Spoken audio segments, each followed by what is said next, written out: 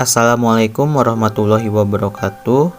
Perkenalkan, saya Adi Kelvianto Pramana dengan NIM 2102898 dari Program Studi Teknik Sipil kelas 1A.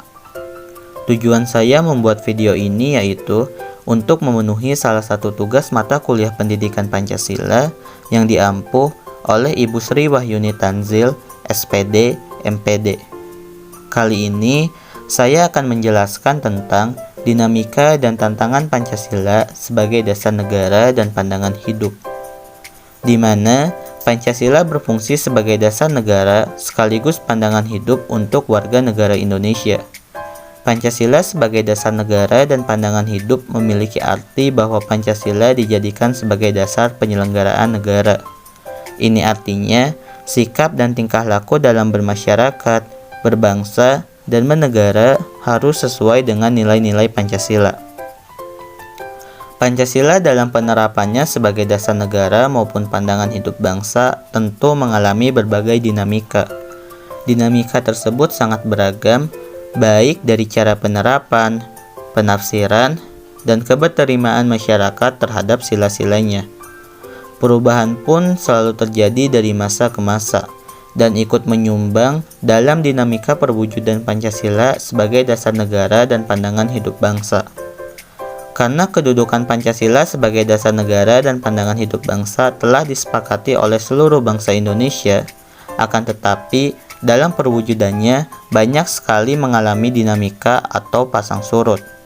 Kedudukan Pancasila sebagai dasar negara dan pandangan hidup bangsa telah melalui berbagai pengalaman sejarah yang memiliki tujuan akhir mengubah Pancasila sebagai dasar negara.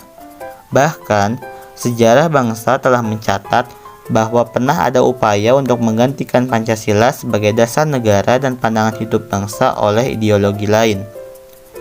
Upaya ini dapat digagalkan oleh bangsa Indonesia sendiri. Meskipun demikian, tidak berarti ancaman terhadap Pancasila sebagai dasar negara sudah berakhir. Oleh karena itu, penting bagi kita untuk mempelajari berbagai hal yang terjadi terhadap Pancasila dari masa ke masa.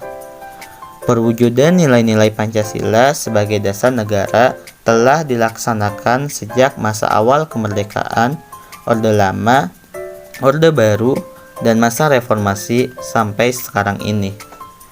Selanjutnya, mengenai tantangan Pancasila sebagai dasar negara dan pandangan hidup bangsa.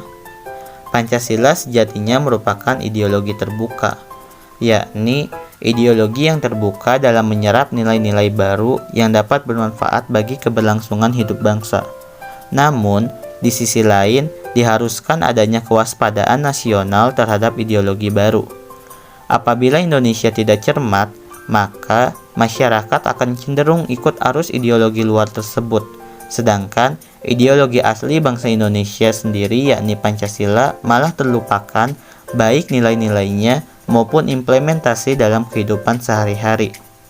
Tantangan Pancasila sebagai dasar negara dan pandangan hidup bangsa yaitu meletakkan nilai-nilai Pancasila tidak dalam posisi yang sebenarnya, sehingga nilai-nilai Pancasila menyimpang dari kenyataan hidup berbangsa dan bernegara. Tantangan yang dihadapi Pancasila yang pertama, banyak warga Indonesia lebih menyukai produk luar dibandingkan produk dalam negeri. Yang kedua, terjadinya globalisasi yang menciptakan kehidupan tanpa adanya batas berinteraksi dalam kehidupan yang global. Yang ketiga, munculnya paham-paham yang bertentangan dengan Pancasila seperti paham komunisme.